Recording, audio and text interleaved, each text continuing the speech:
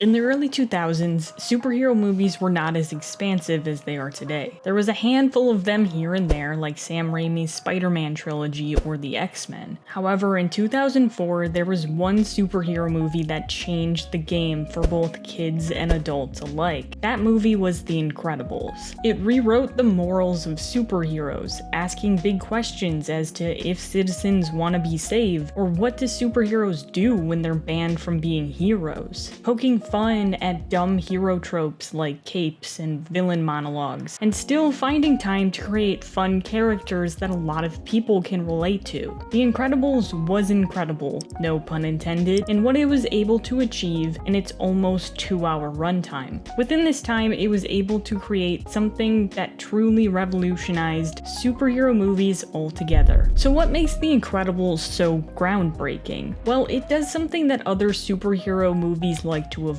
It puts its heroes in a realistic setting, where they're held responsible for their actions. Each decision that Mr. Incredible makes in the early days of his career has consequences. Just because he has good intentions does not mean that he's morally right. Most of the time, he does more harm than good, destroying buildings, a car, injuring tons of people within a small number of scenes. And in these scenes, Mr. Incredible thinks he's in the right just because he's stopped the crime, saying, "I'm just here to help." Are you though? You've done so much damage to both the city and the citizens that you're probably looked upon as a nuisance at this point. The level of damage that heroes do in these types of movies is sometimes talked about, but most are shrugged off because they stopped the bad guy. In The Incredibles, Mr. Incredible's damage to the city is a direct reason why the government banned superheroes altogether. He misjudges citizens' intent and saves them without their consent, causing him to get sued by a lot of people. The consequences of being a hero are clearly laid out here, showing the audience more of what it would feel like to be a citizen living in a city that has a superhero, and it doesn't seem like a fun time.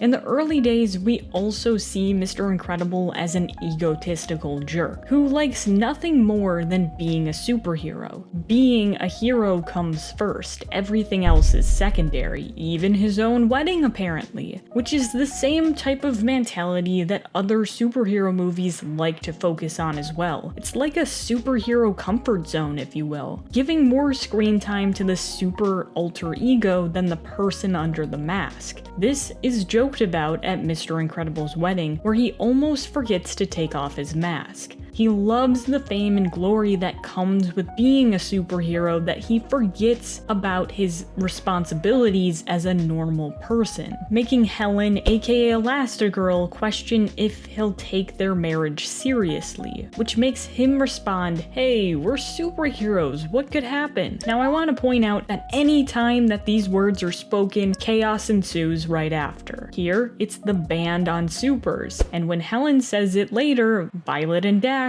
almost get smashed by a robot. Yeah, at this point you probably should stop saying that altogether. These glory days are important to this movie because they showcase what a typical superhero movie is about. It focuses on the glory days for the whole length of the movie. Sure, it's entertaining to see a hero save the day, but that's all it does. The Incredibles focuses on the past for about 10 minutes, showing how Mr. Incredible loves the hero life, but there is still way more to explore within these characters. We jump 15 years into the future after the ban on superheroes. This is where The Incredibles goes in a new direction because it focuses more on Bob, aka Mr. Incredible's normal, everyday persona rather than his super self, showing him at his boring insurance job, doing boring paperwork. He still wants to help people like in the past, but he normally gets in trouble with his boss for doing so, because Bob is basically exploiting the company to help people. Good work, Robert. As for him and his family, he's pretty distant from them, not listening to anything that his wife or kids are saying, only getting excited when talking about his son Dash's speedster powers, which doesn't make Helen that happy. He later wants to relive the glory days so he and his friend Lucius, aka Frozone, save some people from a burning building, which doesn't really go as planned, making Lucius have to use his ice powers on a cop. And again, angering Helen. Husband of the year, people. Husband of the year. Bob may miss his glory days, but this is something that people can relate to as well. Bob is having a midlife crisis. He wants some sort of change in his life, but he is not sure what he wants. Instead of living in the present, he wants to recreate the good old days, which is the root of his problem. The reason he gets fired. The reason Helen and his relationship is rocky. And the reason he gets into the mess with Syndrome. We'll put a pin in this for now. I first want to talk about Helen, because she's just doing her best. Being stripped away from her superhero life to become a housewife, this might not be what she wanted in life, but she knows what is important at the moment, her family. She's the glue that holds them together. With her being the biggest support, she is also the one that gets the most backlash, dealing with Dash's behavior problems at school,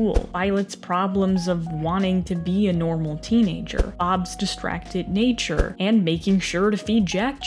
Yeah, Helen has a lot on her plate. I think the hardest part is that Violet and Dash's consistent questions about their powers are valid. Helen may not like the ban on superheroes, but she still has to be a responsible adult, because Bob's not helping, which puts a strain on her relationship with her family, the biggest with her husband. Now, these two love each other very much, but there's a disconnect here. Bob wants to relive the glory days, and Helen wants him to be present in their family's life. This argument is what makes them butt heads more and more, putting more stress on their kids, who think that their parents are going to get a divorce. Speaking of kids, Violet and Dash are the two that we're going to focus on, because, well, Jack is a baby, and he's not really in this movie that much. He does get his own Pixar short where he mentally breaks his babysitter, but yeah, we're just gonna stick with these two. Violet is in that awkward teenage stage where she's angsty and insecure. On top of that, she has superpowers that make her more angsty and awkward than she was before, which I think is showcased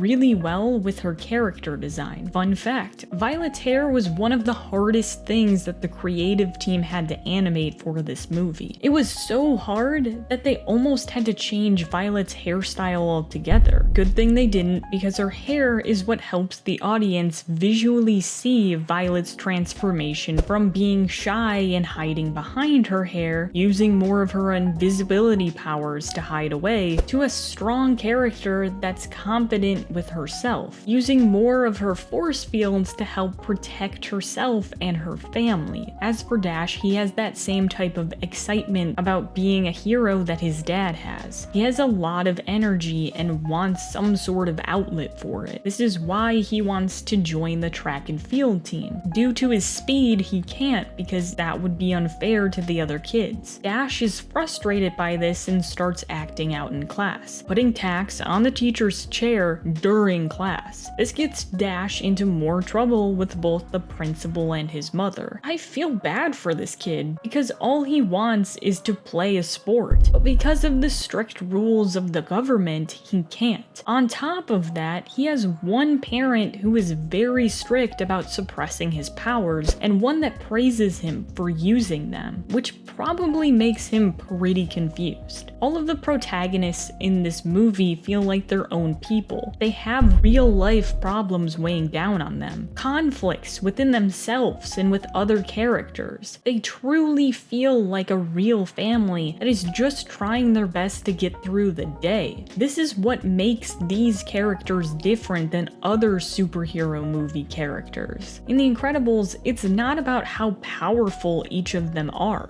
It's about being a family, being supportive of one another, and learning to better yourself. To be a hero in this movie is to try to be the best version of yourself, which is a great message not only for a superhero movie, but a movie in general. Now that we know the protagonist a bit better, let's look more into the antagonist, Syndrome. By sending Buddy, aka Syndrome, away, it mentally crushed this kid, making it his life's Jack's mission to destroy Mr. Incredible. This vendetta against Mr. Incredible goes so far that Syndrome creates robots, tests them on different heroes that die trying to stop them, then tries to kill Mr. Incredible not only once but twice with these murder robots, then shoots a bunch of missiles at a plane that both Helen and his kids are in. After all of his plans fall apart, he tries to kidnap Mr. Incredible's other son, Jack.